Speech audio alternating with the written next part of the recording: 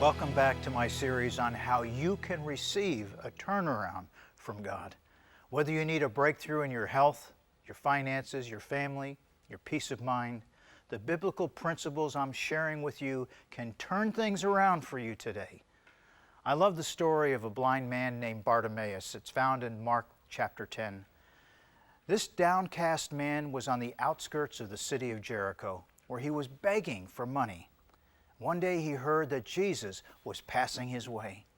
People had told him about the miracles Jesus was performing, and he desperately wanted to get to Jesus. He desperately wanted to be healed. He desperately wanted to receive his sight. Wouldn't you?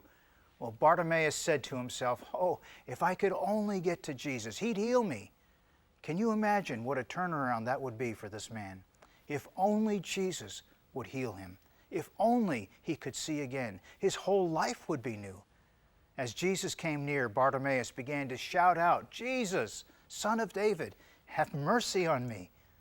But guess what happened? The people around Bartimaeus told him, "Hey, be quiet."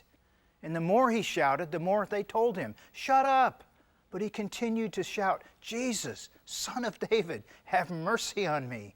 Even though Jesus heard Bartimaeus the first time he shouted, he didn't stop.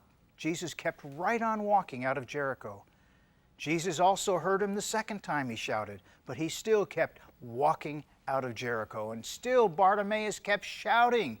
He wasn't going to miss this opportunity for a miracle. He was determined he wasn't going to miss his opportunity for a turnaround.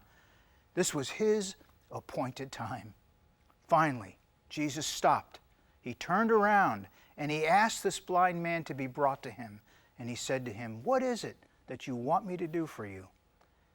Bartimaeus replied, "Lord, that I may see."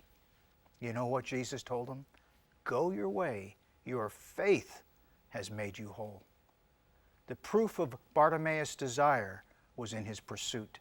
His friends told him, "Be quiet, calm down, shut up." But they weren't blind. They weren't desperate. They didn't need the same kind of a miracle that Bartimaeus needed. They weren't the ones who were desperate for a turnaround, but Bartimaeus was.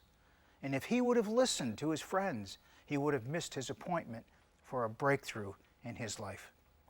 Something inside of him told him this was his day for a divine encounter.